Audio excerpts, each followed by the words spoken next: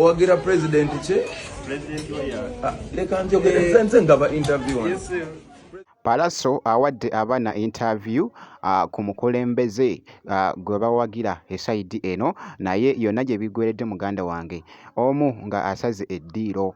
Byengenda okubeera nga nkutuusaako kaawo ku mukulu munanga ate Bobi Wine, nabyo nga bikyagenda mu maaso. Kakati no poliisi evuddeyo nekakasa negamba nti lwaki ekyali mu maka ga Bobi Wine, so ngenda kubeera nga mbikutuusaako mu maaso awo. Ate nga munanga ate King Saha awadde Tom D, ngenda kubeera nga mbikutuusako mu maaso awo, biriwa munanga ate byamuwadde. Bampita Jaminati, nsinzira ku Jaminati Yogi, wabula kansoke nkutegeeza ekintu kimu kyokka, nti kasita obeera nga tonaba kulayikinga video ogirayikinge kosa ate n'okusubscribinga kasita obeera nga tonaba.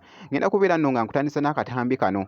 Omu abadde ye awagira Kyagulanyi, omulala awagira munanga ate Museveni, naye yonna gye biggweredde actually omu ng'asaze eddiiro. Bibadde bitya? Kansoke mbikuweekoko. Ono mu baana bonna jangu sembera no kamera baby zoe owagira president che leka njogere nze ngaba interview. Yes, sir.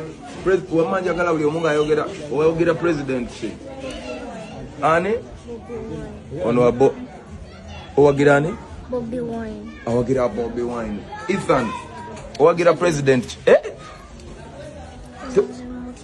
toninze nakumalayo kibuuzo kyange sebo. Ethan owagira president yogera nnyo ne lwaki abawagizi ba president Museveni mwogera mutya nga ate mwe muli mu buyinza?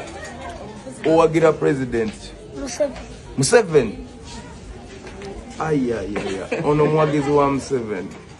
Kakati sebo tugenda kukyusa, ngenda kukuba ekikopo manifesto nze njirina. President Kyagulanyi agamba nti bw'anaalya obwa president buli mwana agenda kuba n'ekyuma kya ice cream mu kisenge nga kikye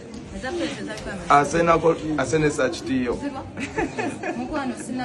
Yagamba owuliriza manifesto, yagamba bw'afuuka president buli mwana agenda mugulirayo piti ya mipiira ena, buli mwana omuto element mami gy'alina okugola. Kati golowooza owagiraani kwabo ababiri essaawa eno? Olowooza tulondaani? Byaddala olowooza tulondaani?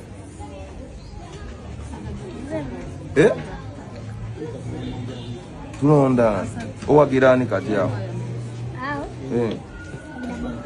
Owagiraani? Bannange mukyusiza. Aleluya.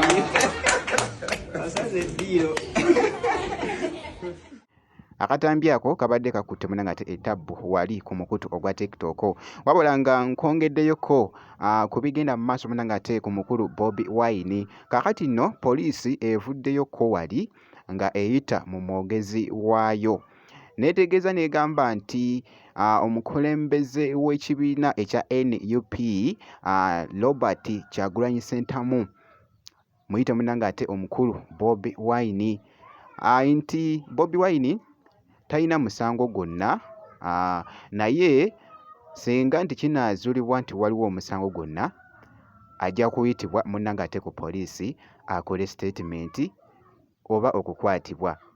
Neetegeeza negamba nti essaawa zino temuyinaako buzibu bwonna era terina musango gwonna gw'alina, naye nga bwe nkunnyonnyodde actually ndowooza owulira nga nkubuulira, naye neevaayo negamba nti lwaki ekyali munanga ate poliisi lwaki ekyali mu maka g'omukulu munanga ate Bobi Wine, negamba nti nno ekyo kya byakwerinda, yensonga lwaki nti nno bakyali munanga ate maka ga Bobi Wine. Kwegamba bingi nnyo munanga ate ebibuuzo ebibadde ku bantu nga beebuuza bagamba nti ki ekigenda mu maaso.